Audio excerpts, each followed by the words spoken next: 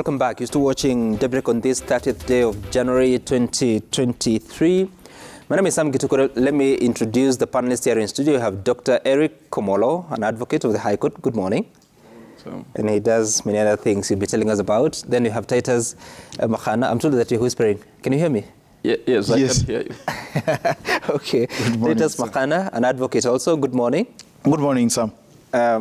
It's Mahanu. Mahanu. Yes, Mahanu. Yes. And then you have Sama Tandi, the Member of Parliament for Alego Songa, joining us from the coast. Good morning, Mheshimiwa. Good morning, Sam. Thank you for having me on the show. Great. And of course, we have so much to talk about this morning. We're talking about the latest in the world of politics, but also looking at the possibilities, because we've had the former Prime Minister Raila Odinga calling on the president to, or should I say William Ruto, according to him, that he should not go ahead to reconstitute the IEBC until Kenyans have had a conversation on what sort of a commission they want. There's a bit of noise emerging from what you're calling the hangovers from the 2022 election. We'll be putting that into perspective and looking at the possibilities, whether it's just politics or it has any weight, especially moving into future elections. But also this morning on the front pages of the two dailies on the Daily Nation, Kenyans find ways to beat rising costs. Contrary to President Ruto's campaign promise to bring down the cost of living, prices of common commodities have soared during Kenya Kwanza's first 140 days in power, forcing citizens to devise tricks of surviving the hard times. And then they detailed some of the different products whose costs or the price has gone up. Of course, the president says that it is going to take a bit of time to bring the cost of living down. On the front page of the Standard, one of the main stories is "No Let Up as Ruto, Raila trade words, poison skies where it rains ashes" is another story. Residents of Kilgoris experience respiratory ailments and risk more chronic diseases thanks to pollution from local factory. But I want us to set the stage by starting from why Mheshimiwa Tandi is at the coast. Mheshimiwa, we understand that the president will be addressing members of parliament. What exactly is the agenda at a time that there has been so much political noise, even as the president arrives in Mombasa? Thank you very much, Sam. Sam, we have been here for the last 1 week as members of parliament. And what we have been doing here is that we have been going through the induction process, where members are taken through what is expected for them to do in their life of the 13th Parliament. And today the President is going to officially open the parliamentary orientation process, which is going to run for another 4 days. And so basically it's just to commission the process so that we begin now the second phase of parliamentary conference. And I think the Senate also is having their own conference on the other side, and National Assembly is here. So I cannot predict what the President is going to say, but maybe he's going to talk about some of the issues that we have been handling here, some of which have to do with the resources that should be going to the constituencies, to address issues of bursary, infrastructure that are decentralized from national government. You remember when we came here, we were concerned that resources were not going to the ground and students and pupils are going to school. So among other things that we hope he's going to talk about. And Mheshimiwa, because you come from the Azimio movement, elected on an ODM ticket, and of course you know what your party leader has said in terms of recognizing the current regime.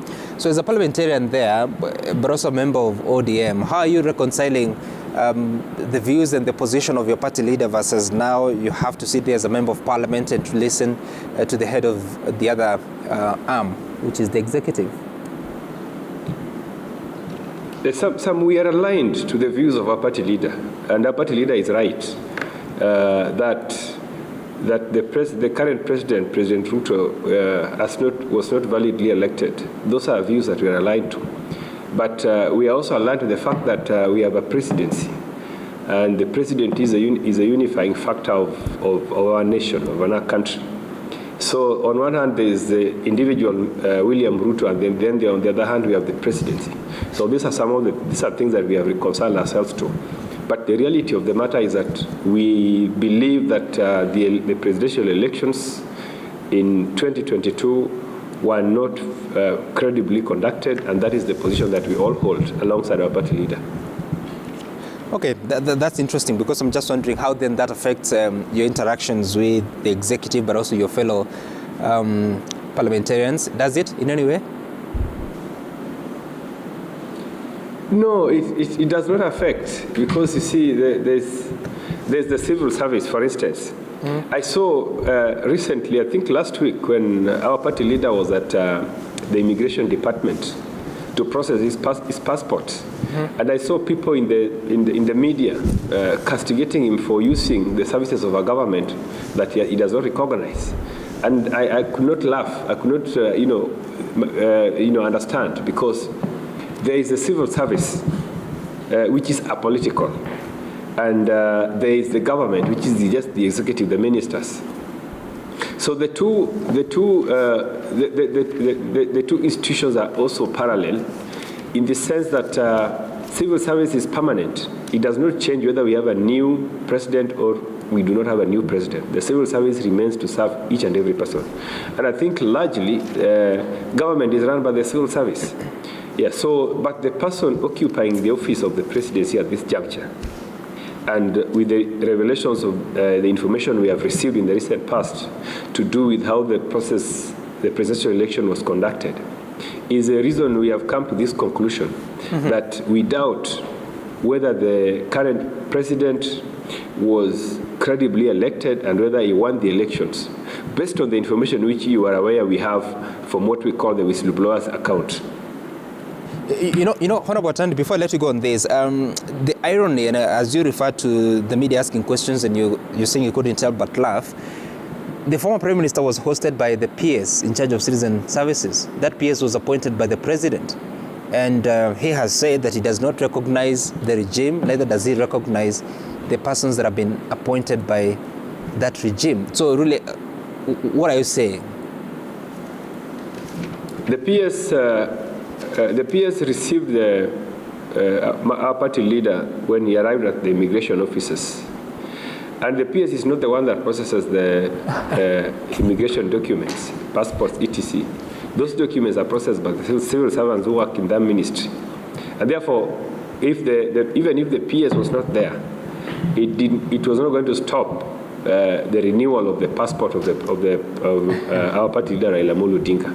So what we are saying is that Raila Amolo Odinga could not in any way, block the PS from receiving him if he was in their offices. I hope I'm clear that the processing of the passport does not depend on the goodwill of the PS. It depends on the civil servants who are employed in the office to do that job. Okay, I hear you, Honorable Tandi. Dr. Kumolo, what weight does this hold that we do not recognize, quote unquote, where should we take that, really? How should we take it as a country? Well, a recognition of a president is a choice.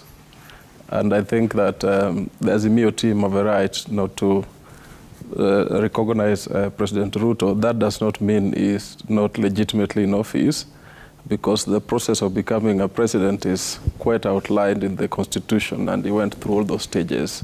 So obviously there are very legitimate concerns about how the 2022 elections were conducted, and obviously credibility of IEBC, particularly with the revelations that Mr. Odinga talked about yesterday. But that does not mean that the civil service and the president are not in office and are not working. So I can feel the frustrations of my brother, Honorable Tandi, and I share most of his sentiments. But I think it's also important that in this country we divorce civil service from politics. So you and I have the right to go to get our passports. I think we will not be received by the PS, but we still have a right to get the passport, regardless of who appointed the PS and all that.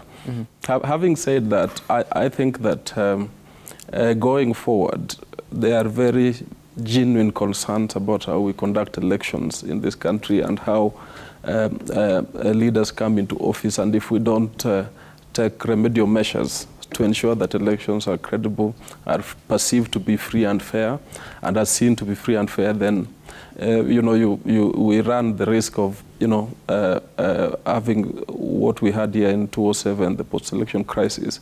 Yet these are things we can avoid because technology exists, and technology should be able to facilitate elections in a manner that everyone accepts the outcome. Okay. Last time when we had a conversation with you, I remember mentioning that Brazil conducted presidential elections in December, and they have well over 120 million registered voters, and the outcome was credible and announced within 5 or so hours of casting the ballot. Why will it be the case that in Kenya we take 7 days to count 14 million votes, and even with that long period we still don't agree on the outcome? It means we are not using technology and resources that we have to have elections conducted in a free, credible and fair manner. Okay, and we'll get deeper through the conversation about election credibility, but Titus, when you reflect on what's going on, yes, you have MPs allied to the Azimio movement. They have to listen to their leader, but they have also to do their duty. And it looks ironical because their supporters are looking at them, Kenyans are looking at them, and they get confused because those are mixed signals. How do Kenyans then deal with it, that these are politicians, but also work has to be done? Now, when you see such a reaction coming from the politicians, there are two questions that come into play that require to be answered. One is the question of validity to execute the mandate that they have been given by the Constitution and the process through which they were elected. Remember when the MPs and all the representatives were elected to Parliament, they swore an oath of office. And the process running all the way from the time of election up to the time someone takes oath of office is a legal process which has been given to them by the Constitution. Now, on the other hand, there is a question of legitimacy that has been coined and has been discussed by so many in our political spheres. And to me, the question of legitimacy is a moral question, in the sense that you may be validly elected, you are affiliated to your party, let's say Azimio, but at the same time, you have a legal mandate to execute the purpose or the functions of your office. So these two questions ought not to cause any confusion, because the question of legitimacy, it is anchored on their political affiliations, and they have to take credence in the political affiliations that they are supporting. But on the other hand, there is the question of executing the mandate that has been given to them by virtue of the Constitution. Right. So these MPs are well within their rights to follow the proceedings, to attend official functions when the president is officiating them, but on the other hand, criticize the president for whatever reasons they have, because the Constitution provides for these liberties. Okay, interesting. Again, on the front page of the Daily Nation is that question about the cost of living and how Kenyans have been trying to survive, talking about between the time the president ascended the high office and now, the cooking oil prices have gone up by about 4.3%, sugar 15.4%, electricity 20.65%. Of course, there's that conversation of a proposal from Kenya Power to raise the cost of electricity further, petrol 11.3%. Honorable Atandi, even as you converge in Mombasa, have you had an opportunity to really discuss the cost of living? And because this was a key campaign issue in the presidential election. Yes, now there's a president who has gone ahead to propose certain ways of implementing it. In fact, already implementing, whether you talk about the fertilizer subsidies and others. Are you finding any solutions despite the challenges that the economy faces, including yourselves as members of Parliament going ahead to demand for the CDF? Thank you, Sam. Before I delve into that topic of rising cost of living, let me just say something about IBC. and the electoral challenges that we had in the past. Can you hold it? Can you hold it? We'll get to IBC. Just respond to this so that we can. Okay. Mm-hmm. Okay. Let me say some that, and this is something I've said before in this show, that when elections are held and a new regime comes into office, there are normally immediate positive benefits that accrue to citizens, especially if it is a regime that is transformational. If it is a regime that was elected on the back of promising immediate revolutionary benefits to the people. But this is a regime that has come into office, and immediately this regime is sworn in, Kenyans begin to cry. Even the previous regime that was touted as one of the worst, Kenyans lived in better terms under the previous regime than this current regime. This current regime, in my view, does not know what they should do, because you cannot come into office with positive and a lot of promises, and immediately you come into office, things begin to go south, and as it is, things are going south, and Kenyans are wondering whether they really gave this government a responsibility to transform their lives. The cost of living continues to go up, and even the steps that this regime is taking are steps that will take us further into the wilderness. Because the theory that we are investing in food production to reduce the cost of living is something that will not give us any results. And I think, just like we are saying, we are beginning to see that we have a government that does not know what they should do for the benefit of the people. And it is upon the people to decide what they want to do with this government. Because from where we sit as Parliament, we are waiting to see the kind of programs, the kind of budget that this regime is going to bring into Parliament. Because we are talking about supplementary budget in the next few weeks, and we are going to see if there are items in that supplementary budget that will help in managing the rising cost of living for the people of Kenya. But if, from their public utterances, the kind of positions they take on critical issues, I don't think this government is headed anywhere. And Kenyans must decide whether they want to live under this regime or there's something they can do to save themselves from this regime that is biting them. What exactly does that mean? Because that's a parliamentarian speaking like that, like we have no recourse, or we have no option on how to get out of this within the confines of the law. What would that mean? No, Sam, you know, the government has an arm within Parliament. Even though Parliament is an independent arm of government, you know that the Kenya Kwanza regime has an army within Parliament that is loyal to their theories, whether the theories are wrong or good. So when they have an army of loyalists that they are going to use to implement the vision they have within the budgets and within the finance bill, which contains taxes, then you know that we as opposition will have very little to do when they bring their machinery on the ground. And therefore we are going to watch and see what kind of machinery they bring on the floor of the House that they want to use to improve the welfare and the life of Kenyans. From where we sit as opposition, we think that they are clueless and that there's nothing serious they're going to bring that is going to help our country to move forward in terms of addressing the cost of living. Dr. Komolo, I'm just wondering, when a parliamentarian speaks like that, I mean, he's part of the government, if you talk about the three arms of government, then what are Kenyans supposed to do? Because yes, Parliament is to legislate, to represent the people in oversight, but also to help the people look for answers and solutions.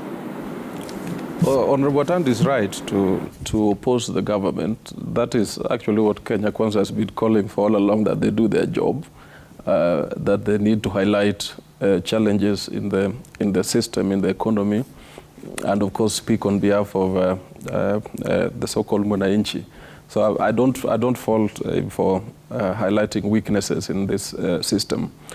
Sam, I think it's important to appreciate that the high cost of living has both domestic and international components. It's obvious that the war in Ukraine has contributed to global energy crisis and of course food crisis, and that has ripple effects across the board, including of course in Africa and Kenya. But there are also domestic aspects to it, and that is why the former President Uhuru was wisely advised to subsidize some components of cost of living, including energy and I think food and all that, unga and all that. So this government, one of the first things they did was to remove the subsidies.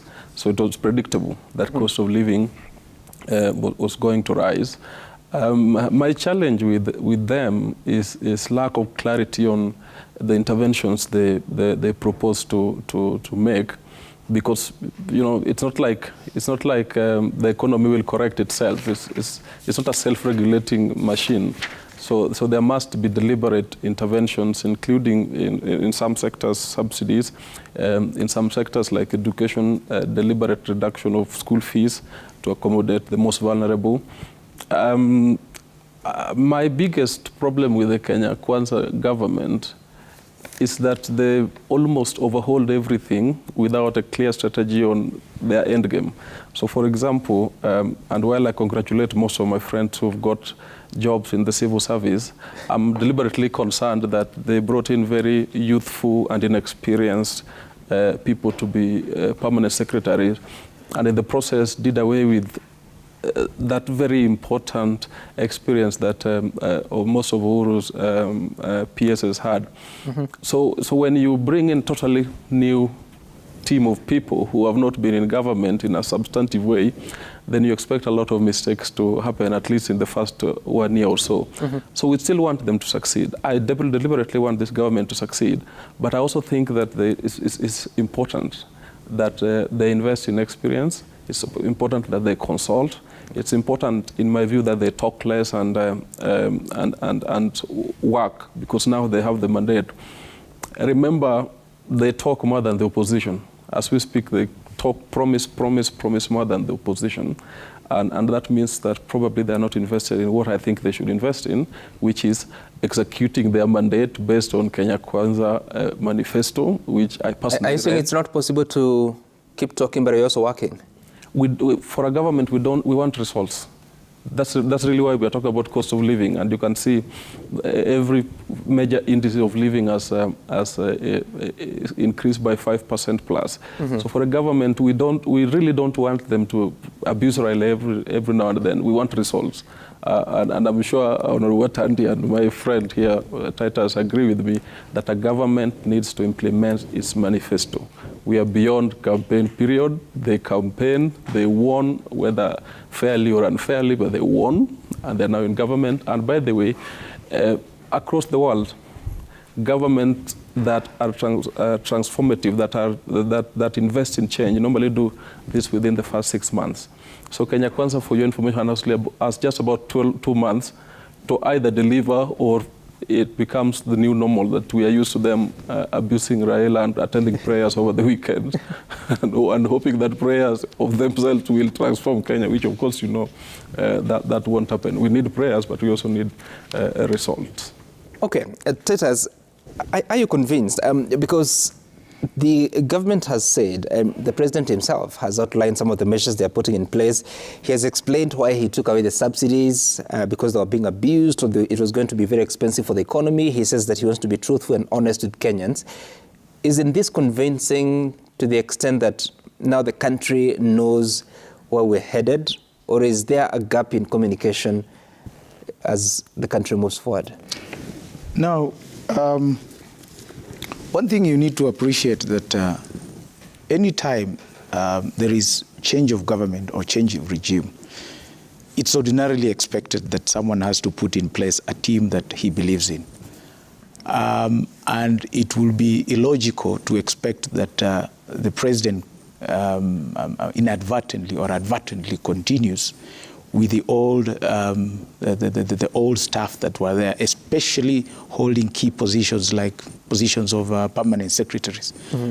So ordinarily it is expected that he will do an overhaul, because on matters of governance, you're expected to work with people who believe in your agenda, people who supported you, and that is the nature of politics. Now, of course,